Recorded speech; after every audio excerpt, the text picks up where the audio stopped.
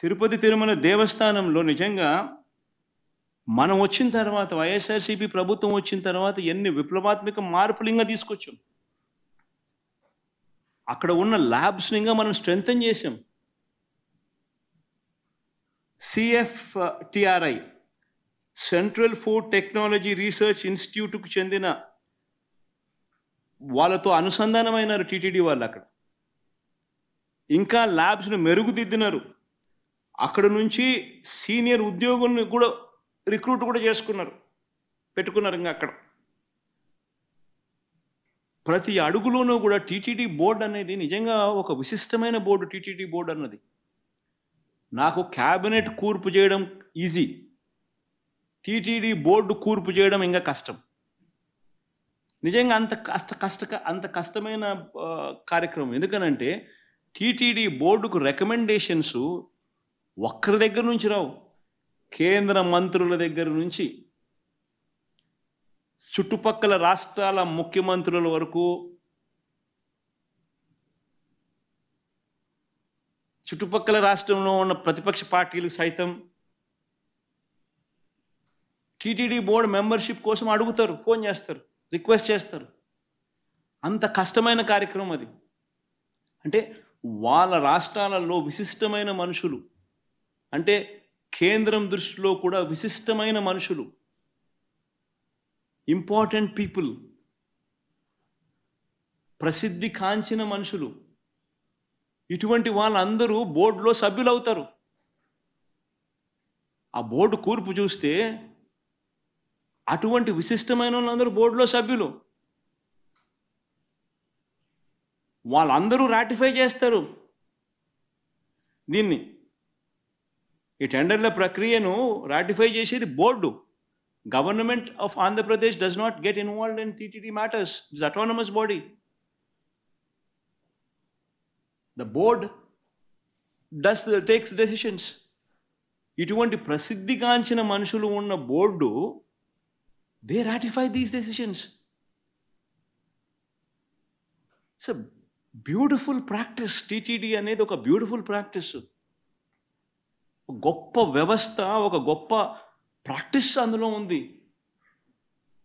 Beyond any doubts, beyond ట్రాన్స్పరెన్సీకి పెద్దపీట వేస్తూ కేవలం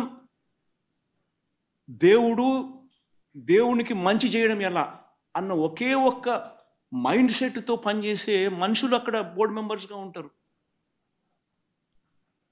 అటువంటి వాళ్ళు చేస్తారు. ఈవెన్ టీటీడీ బోర్డు మెంబర్ గురించి వైవి సుబ్బారెడ్డి గురించి కూడా మాట్లాడాల్సి వస్తే 45 సార్లు ఆయన అయ్యప్ప మాలకు పోయినాడు తెలుసా. 45 సార్లు పైన ఆయన అయ్యప్ప మాల వేసుకున్నాడు ప్రతి సంవత్సరం. అంతకన్నా గొప్ప వ్యక్తి ఎవడన్నా టీటీడీ బోర్డు మెంబర్ కాగలుగుతాడో చెప్పండి? అంతకన్నా భక్తుడు ఎవడన్నా ఉంటాడో చెప్పండి? 45 సార్లు టీటీడీ మా అయ్యప్ప మాల వేసుకొని గురుస్వామి స్టేజ్.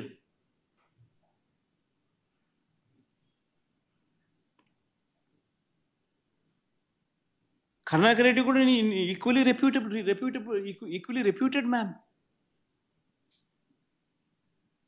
అంటే మనం ఏం మాట్లాడుతూ ఉన్నాం, ఏం చేస్తూ ఉన్నాం? మన ఇన్స్టిట్యూట్స్ను మనమే తగ్గించుకుంటా ఉన్నాం. మనమంతకు మనమే వక్రభాష్యం తీస్తూ ఉన్నాం. మనమంతకు మనమే మన ఇన్స్టిట్యూట్స్ను, మన స్వామిని, మన దేవుణ్ణి తగ్గించుకుంటా ఉన్నాం. బయట ప్రపంచానికి రాంగ్ మెసేజ్ మనం పంపిస్తూ ఉన్నాం. ఇంత గొప్ప ప్రాక్టీసెస్ ఉన్నాయనే దానికి చెప్పుకోలేక, ఉన్నది చెప్పుకోవడం ఇష్టం లేక, కేవలం బురదయ్యాలన్న ఆలోచనతో, దుర్బుద్ధితో మనం ఏం చేస్తూ ఉన్నాం? ఒక్క చంద్రబాబు నాయుడు మాత్రమే చేయగలుగుతాడు ఇట్లాంటి కార్యక్రమాలు. అది ఆంధ్ర రాష్ట్రం చేసుకున్న దౌర్భాగ్యం.